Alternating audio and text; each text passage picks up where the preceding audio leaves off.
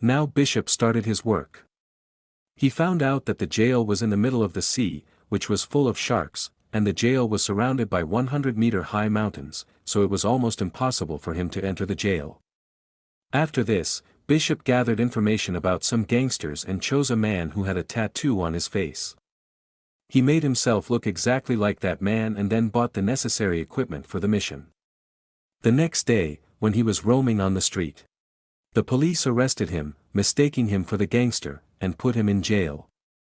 In jail, he saw that his target always had 4 or 5 people with him.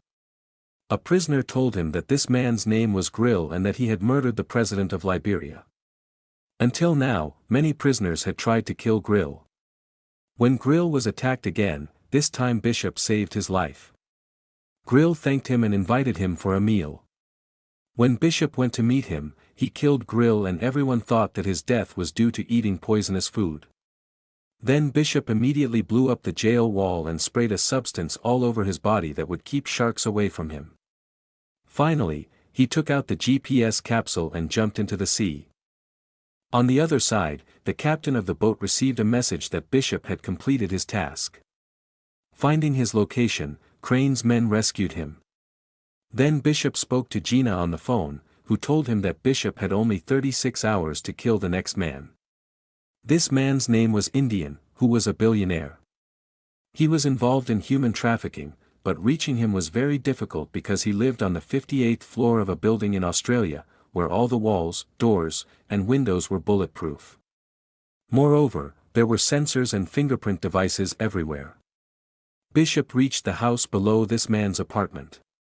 There, he made exact copies of the house keys and blueprints. Then he made glass-breaking bombs and disguised himself as a cleaner to enter the house.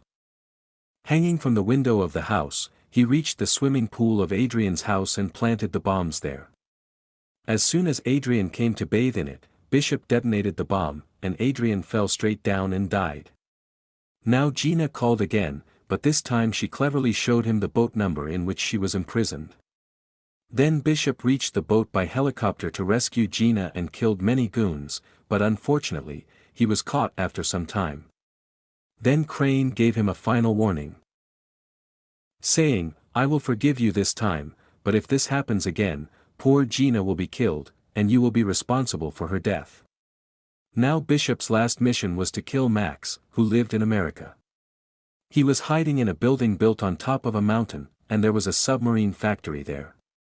Large missiles were hidden in all these submarines. It was impossible for anyone to enter or leave there secretly. Anyone who tried to enter would face death. Bishop had 48 hours to complete this task. He received news that Max had ordered a helicopter, so he made a plan to reach Max by hiding under the helicopter. When his trick worked, he jammed all the cameras in the building. There was chaos everywhere. And the guards started taking Max to a special room. Just then, Bishop blew up the elevator, but somehow Max reached the special room. However, our hero was already present there. Now he joined hands with Max and faked Max's death to deceive Crane. His plan was that when Crane's men came to find Max's body, Crane would be alone on his boat, and it would be easy to finish him off at that time. According to the plan, they faked Max's death, and as soon as there was an explosion there, Bishop rescued him from the sea and took him to an island. Then Bishop called Crane and said, "Hey, let Gina go," but Crane first demanded to see Max's body.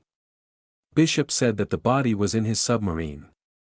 After this, Crane sent his men to the submarine to see Max's body. Bishop had already prepared for them by planting bombs everywhere. As soon as his men reached there, Bishop gunned them down. On the other side, Crane saw all this through his camera. After this, Bishop reached Crane's boat and killed all the guards. Meanwhile, Gina was also shot. At the same time, Crane activated the bomb planted in the boat. Bishop quickly freed Gina and took her to a box that detached from the boat before the explosion. A fierce fight ensued. Bishop chained Crane, and just then the boat exploded. Gina was saved, while Max's men pulled out the wreckage of the boat. Some time later, Gina was with her children, and she saw Bishop standing in front of her eyes.